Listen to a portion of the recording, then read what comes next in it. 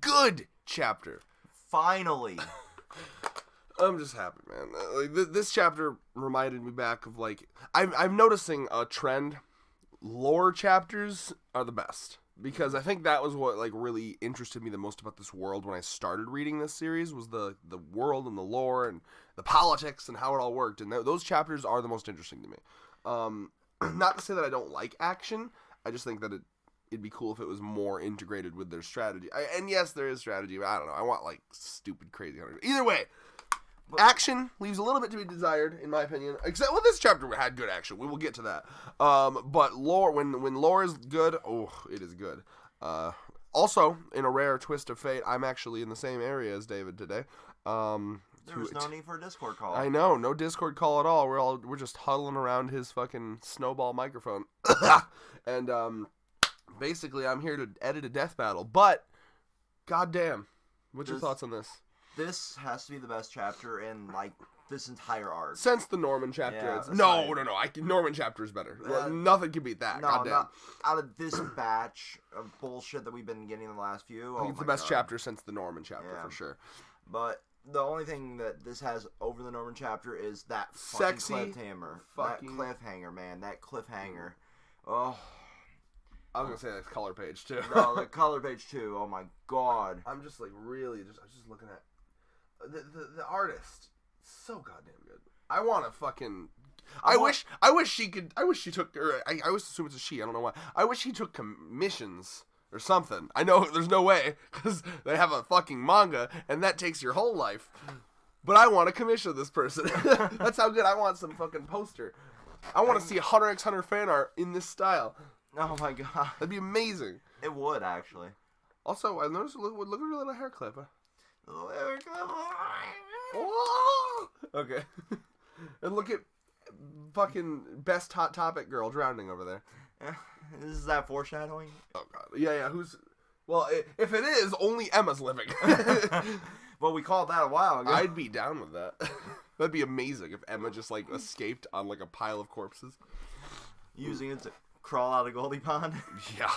I'm gonna build up these corpses as a wall to get over this wall. Well, that's what we should have did it. Fucking, I always forget the name. It's been way too long. The first place that they were at? The fucking Grace Field? That's the one. That's what we should have did there. Just kill Phil first. He's too small. He's got to be the top.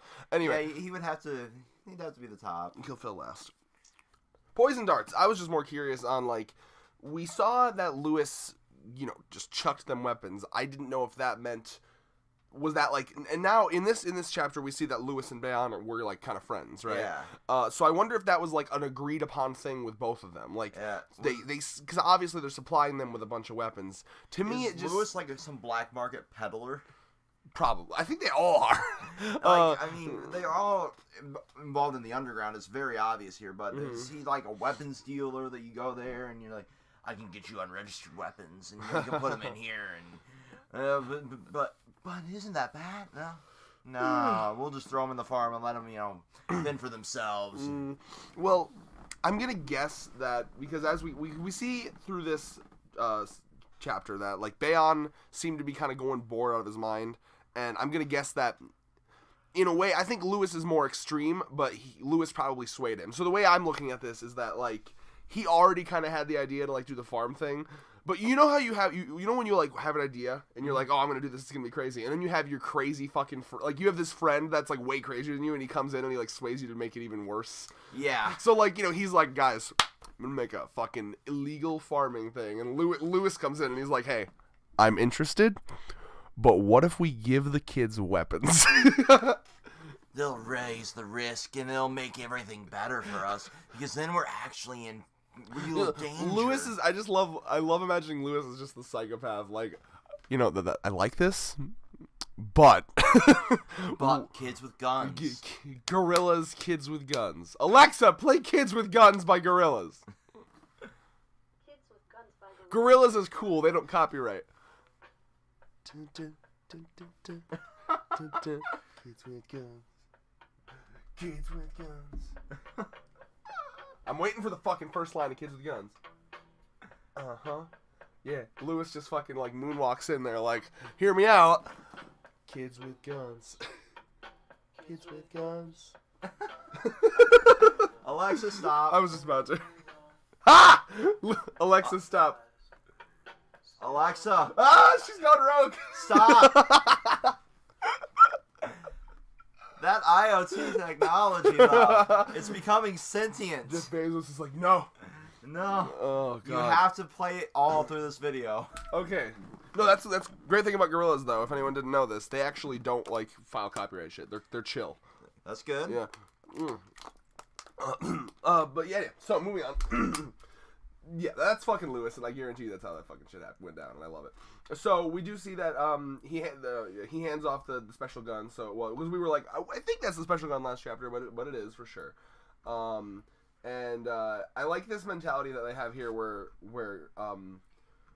he's like, okay, they can absolutely never find these entrances unless, on the other hand, though, if you do bring them down here, we can ambush the fuck out of them. We can ambush them. Now, I have a question for you, David. In this panel right here, page 6 on Manga Stream, what's going on here? Like, I feel like I missed something. Like I'm trying to remember who this is, why he looks like he's fucking dead on the floor, whose foot he's grabbing. Like, I just had like a brain fart moment. It looks like the kid that already got stabbed by Lewis and he just bled out. Right. Yeah, probably, actually. And that was just maybe him, like, trying to hold him off, slow him down, so he's probably dead then. I'll be the sacrificial lamb. I'm already going to die. No one knows my character's name. I'm sure somebody will sound off in the comments. I know it exists. Let me just wiki him. No, if you have to wiki a character, it wasn't a good character. Exactly, right? But they ambush style, and I think that's pretty clever, and I do like that a lot. So, you know, we got some action here. He tries to go for a slash. The ambush begins, and this fucking chapter starts getting fucking amazing. They shoot him in the face, and I'm like, whoa, what the fuck is he dead already? And then we get the goddamn lore. I love the fucking lore with this series. It's the best. 1,000 goddamn years ago, the council where they were discussing... Well, okay, so clearly... I'm going to guess that off-screen here... So before this, I'm going to guess a couple days before what we're seeing here, there was the council between demons and humans. Right. This is one after the fact where you know, like, they make the agreement. It's like, remember when Obama made the Iran deal? Mm-hmm. And then he came back and everyone in America was like, you know, some people were like, oh, it's great. Some people were like, oh, how come could you fucking make that deal? You know? Yeah. This is kind of this. He probably can't, someone made the deal, whoever, probably the name, went and made the deal, came back, and now the demons are like, but we can't hunt, what the fuck? Humans won't hunt us, we won't hunt them. So at first they're like, what, we can eat human flesh now? I really like it, man. Yeah, so they talk about the human farms. Cultivate humans for our harvest. Now this is interesting to me. Throughout this chapter, as we see from what Bayon says, I had assumed from the very beginning that the farms had always been the way they were, where they get humans, they just raise them, and or they literally make real humans, right? But it sounds like they were either lab growing them, or B, maybe if they weren't lab growing them, they might have literally just it might have just been, remember the farms we were hearing about where they were literally just I guess, how different is lab growing from actual just needling the, I don't know what it's called. There's the intravenous or whatever. Artificial insemination. That's right. Yeah. So I'm gonna guess now because when I first read this, I was like, oh, lab growing. But now I'm thinking 1,000 years ago, maybe they had the technology, but more likely it was probably just fucking comatose human women that they just intravenous, and then you know what I mean? Yeah, it's definitely... Because what's the difference, really, if you think about it? It really is no difference, and that's the weird part about this. It's just in a beaker or in a womb, artificial womb or real-life womb, and I imagine it's cheaper. If you don't care about morals, it's probably cheaper to have that real life. Well, actually, you have to feed them. No, maybe it's not. I don't know. Either way, one of those two things, I'm going to guess that they just real fucked up, just kind of kept the women in like comatose style, sleeping in their own feces, kind of gross farm quality, shit. And as we see about this, first of all, let's talk about this character before we move on. So this character he seems to maybe be the black name, because he seems to be talking, making decisions like he's the leader of their people. He seems to be the one that kind of met with the humans originally, like had that council, It really... His design is just fucking sexy as well. Great. It's real great. And I like his horn. They're like almost like ram horns. Yeah, that's what I was thinking. Like, is he just going to eventually snap and spear a motherfucker with those? Ha! Yes.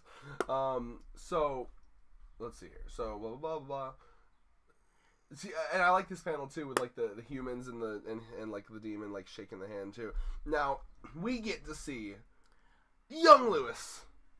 Monkeyless young Lewis. See, monkey, yes, without the monkey. We've been curious about this monkey. Now, again, though, this panel just screams to me, like look at Bayon and Lewis. This panel screams to me that Lewis is, like, fucking Bayon's, like, really bad influence of a friend. Like, Bayon's, like, this, like, law-abiding. He's doing good in the world. He's got good stocks. He's owning businesses. He's doing good for himself. Lewis comes in like, hey, I want in on this shit. Come on, we're friends. Let me in on this. God damn it, you owe me for that one time. Yeah, that one time I covered up your shit in college or some shit. That's what it looks like. Look at him. So, because he comes in and he gives him that friend sass, like, oh wow, you supervise the farms, huh? That's fucking hilarious. And then he again, like, he does this whole explanation, and still Lewis, he keeps on that, like, oh, you are supervising. This is stupid. Also, I like this view. I didn't even notice this the first time I'm reading it. This little bridge they're looking at. That's cool. It is a cool panel. Wait, 7 walls. Foreshadowing to the 7 walls. I don't know. I'm just saying. God damn it, and there's foreshadowing. I'm just, maybe. I'm going to totally give it to you. That's interesting. No, but yeah, no, I actually, this chapter really helped me kind of believe in their friendship. Like, their relationship looks legit. Like, he straight up, they look like friends. Yeah, they do. Yeah, I mean, 800. Also, this question, this chapter answers, demon lifespan questions. They seem to be able to just live 1,000 years easy. Right. So I don't think they can die of age, period. I'm assuming not, anyway. Okay, so this is, we see around 500 years ago where he's going fucking insane. And he's like, this isn't really important pact, but goddamn, this is tasteless filth. Because, they're not doing anything. It's soulless, it's tasteless. I'm going to assume that, see, I don't know what the fucking science of meat is, but like, is there any realness to that? Like, because I know there's some part of this that's psychological, but I'm curious, like, scientifically, like, if meat is just kind of like kept and it's not allowed to live a normal life, like, does it taste worse? Does it taste like what? I would assume it would. I don't know. Well, because the psychological part of this is you're not working for it at all, right? So, like, a lot of hunters will talk to me and say, it'll taste better if you did the work for it, you tracked it down, you got it, it'll taste better that way, because there's that psychological, like, yeah, I worked harder for this, right? I mean, there's definitely that as somebody that's been hunting, but it's just, that aspect doesn't bother me. I don't care if I bought the fucking steak there or if I bought it from the fucking farm. I don't give a shit. Well, I assume, I mean, to me, it's like the same prospect as like if you like make a homemade thing from scratch. Like you get the recipe, you make it. It took like 3 hours. That shit's gonna taste better than anything you buy because of the blood, sweat, and tears, right? So my assumption here is that it's a psychological thing for Bayon, where he's just like this. It's nothing. You know what I mean? Now I can see maybe it physically tastes worse, but like meat's meat. Like the only problem that I could see is there's a couple things if you look into like actual cows, right? So like stress can like fuck up certain parts of meat, can make it. I don't know if it can make it like tougher or something, but like stress can make meat worse, which is why they say like they should try to like I've seen advertisements where it's like, oh, we keep our cows happy before we fucking murder them. Yeah. Little do you know, little Bessie over there is going to the slaughterhouse in 7 days. Let's see. But yeah, so I mean, maybe it's like a stress situation. Maybe it's the fact that they're just vegetating in jars or vats or whatever. So like that could also. They look like fucking mason jars, but I know it's all perspective. Like pickle it. Yeah. Pickled child. But yeah, so here's what I love about this, right? So he's got his own private garden because he's rich. I'm gonna guess that he got this random fucking kid just like Amazon aired to his fucking garden. Hey, Jeff Bezos, I'm gonna need you to do me a solid. Demon Jeff Bezos. Yeah. Oh wait, he's already a demon. Look into what Jeff Bezos does, corruption and stuff. Anyway, fucking no. So, The kid's care package in. drone the kid in, Yeah. and just drop. And this kid's like, "What the fuck?" And then because it looks like he specifically asked about like, "Hey, can we?" Because what I'm guessing here from what reading this is that normally they inseminate, they have the kid. And then, but they don't teach it anything. They don't, they don't do anything to it. So it just lies there in a vegetated, like, blah state, like a non-existence. Like, well, if you just keep it still, don't allow it to move, it fucking vegetates and comatoses, right? With this, when he asked for a living produce, he probably, like, told them, like, no, treat it like a normal child, and then fucking bring it to me. I want to see how this feels again, So... Yeah, and mock hunts. So I like how again it starts on his own in his own garden, and then he brings it to a business for other people. And it's just so cool because the progression of this feels so natural and right to me. Like it makes a lot of sense. This taste. Shigeki no Soma up in here. Yeah. He just fucking does that. He does the shit. He jizzes in his pants from the taste of the good meats. Oh God. I am curious how demons reproduce, though. Then he stabs a motherfucker. More motherfuckers being stabbed. God. So, you see how, once every 3 months, then once a month, then twice. So, he just kind of get more and more and more and more and more. And then we see... Peter motherfucking Ritari. Well, is it... See, again, I don't know if it's... I always forget which one's which. Is this Douchey Brother or... It's Douchey Brother. This is Douchey Brother? Yeah. Okay, because remember, we know that at one point he worked with non-douchey William Minerva. Because William Minerva was able to build, like, secret hideouts for the children. Remember? True. Well, because remember, the entire thing they're in right now, Goldie Pond, Bayon did not build Goldie Pond. That was originally built as a human shelter. Is it Douchey or is it James? Is it Peter or is it James? God damn it! Whatever. Either way. Point being though, remember what they're using right now was not built by Bayon. He just took the human shelter that was built and turned it into a human hunting thing. Remember? Yep. The haircut looks like Peter because there's James's haircut. Yeah, that is okay. So this must have been after James fucking got missing. Well, yeah. I'm gonna assume they didn't kill him. Maybe they did though. Either way, but yeah. So this is probably after that. And then because we know he's a little bit more corrupt about it. Yeah. He doesn't care, so they kind of had a thing. Satisfy the desire, and then God, I love the juxtaposition of this place is our salvation. Like to them, it's such like a yes. It's like a finally. Oh my God, it's like it's the only place they feel like they can be themselves. But it's fucked up. It really is. And I love the juxtaposition there where it's like part of it's like, yes, we can finally be ourselves. If you somehow try to think about it from their perspective, it's like they're like, oh, thank you, finally we can do this. But like finally we can be ourselves and we can be demons. We can do all in their nature. And, yeah. It's the difference of the culture that really makes this series great. Well, yeah, because it asks the questions like I don't remember the exact ones where like I'm trying to think like certain like tribes where they'll have like a culture where it's okay to like fucking body modifying culture, right? Mm-hmm. Where they like stretch out their lips and shit and everything. And a Western culture would be like, stop, you're hurting the kids, right? But in their culture, that's what they do. And it's like, what do you do? Do you just say fucking no to their culture? Or do you say like do we just assume our culture is the right culture for everyone? It's the same thing when you start looking at shit like other countries and ages of consent, and we're over here and we're like, that's fucked up. In Japan, that's how they've done it for their whole lives. So it's like, I like that it asks that question of like, culturally, it's just their culture. It's clearly fucked, but yeah. Oh my God.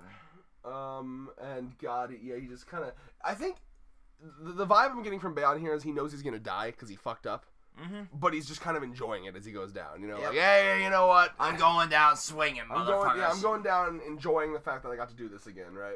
So he fucking see, this is the action gets fucking sexy here. Like this is one of the first chunks of action I've enjoyed, right? In this series where he just breaks the fucking spear off and just starts jabbing at motherfuckers with it. And he kind of realizes, I fucked up. I definitely took them too lightly. But he's enjoying himself. This is such fun. And so yeah, it looks like he tries to kill Lucas because he's the leader, and he was like, oh, if I can kill Lucas, you know, it'll fuck them up, right? But then he has this claw situation going on here. Some dude tries to jump. I don't remember who. Again, names escape me. But this ending here, I don't know. So Oliver. So this. Oh, thank you, name. So this is interesting to me. I'm almost gonna assume that like a demon's like claws have some sort of like fucked up like bacteria or poison in it, because like it's giving me the vibe of like, oh, it's Walking just Dead shit here. yeah, it's giving me the vibe of like, oh, it's just a scratch, don't worry, and then he like starts like getting sick, you know? Or maybe he turns into one of them. No, please God, don't become like a fucking zombie thing, please. But yeah, that's this here, this cliffhanger though. I want to know the ramifications of this, definitely. I also want to know if Lucas is going to feel guilty here, or if he's just going to be like, it's all part of the job. It's all part of the plan. I don't know, but I mean, all according to Gekaiku. Good ass shit. Thank you to this author. And you know what? Every other manga I say the author's name, so I need to start remembering this author's name. Hold on. Thank you, fucking God. Either Caillou or Shirai. Are we thinking like Caillou from that fucking kids show? Like Caillou. No, God, don't. Wait, no, that was Ponyo. No, don't no, associate. Caillou. Don't associate that goddamn cringe lord of a kid with this. All right, well, Shirai. I usually do last names, so Shirai. I'll just say Shirai. Thank you, Shirai, for bestowing us with a real good chapter to maintain my faith in this series, because I really needed it. Predictions, my good sir. Well, I think Bayon's dead. I think that was his like, well, I fucked up, but I'm gonna go out like a boss. There's definitely no question. You never know, honestly. But I'm gonna hope and assume Bayon's dead. I would love to move on to what's happening with Lewis, or the author might cockblock us and show us what's happening with the other. Remember, there was like the guy and the girl one, and the girl one got killed. We might move to that again, because they might want to save Lewis for last. But I'm also curious, considering in the flashback Lewis and Bayon look to be friends. I want to know Lewis's reaction to Bayon just being killed. You got reckless, you piece of shit. Yeah. He does seem like that friend that's like, listen, buddy, I love you, but you done fucked it. You fucked up. I can't defend you on this one. That was your fault. Lewis is just the worst friend. Is what I'm in my. That's what I'm realizing. Like, hey, I just want to use your shit, and when you die, I'm gonna blame you. If you fuck it, you fuck it. Lewis is like that friend that like. He's like, hey, I need a place to stay. I promise I'll get off my feet eventually, and You just 6 months later. Yeah. I'm still working on it. Yup. He's sitting there playing whatever fucking version of Grand Theft Auto exists in that universe. Lewis is like, I bet you he does live at this fucking hunting farm. I'm just gonna squat up here, Bayon. Is that okay with you? Good. I wasn't gonna wait for you to answer. Yeah, no, Lewis has got something on Bayon for sure. Like he saved him. He saved him in college, in Demon College. Did some shit. I don't know. Either way, I think. How about your predictions? I don't think you gave me. I honestly want to see the ramifications of that fucking arm thing. You know. Oh right. That definitely needs to be done. But I'm sure we'll go back to the double demon bullshit and then save Lewis for the very end. But we know that 800 years ago that goddamn monkey did not exist. Well, even like 500 years. Well, wait, was it just Lewis? Was Lewis only in the 800 years ago? Yeah, he was only in the 800. Then yeah. So the monkey might just be a normal fucking monkey. We don't know. It might just be a normal monkey for that universe. I just found Lewis. What the fuck's with the monkey? Yeah, I just found it. It's cool. You're going to clean up after it, right? If it throws any demon monkey shit. This narrative of Lewis being like a shitty squatter is so cool. It's so real now because he just brought back a monkey. Like, hey, you've been living here for 800 years. Yeah, well, I brought a monkey this time. I don't care about the fucking monkey. Glorious. That's getting worked into the Abridged series. Yes, we're definitely doing something about that. Yeah, dude. I'm writing that down. Lewis is a fucking squatter in the Abridged series. Lewis is like, hey, Bayon, I promise I'll get. Like, the first time he shows up, we gotta be like, Bayon, I'm working on rent. I apologize. I'm working on coming up with rent. You know, it's real hard, but more kids to kill, yeah. But monkey? Yeah. I saved that one guy. I saved your, I'm assuming, cringy son from an axe. I stopped him from getting hitman in the face. Is that worth maybe like $100, $200 rent? Give this series a fucking anime already. God, that'll be fun. And with that, Moonbop!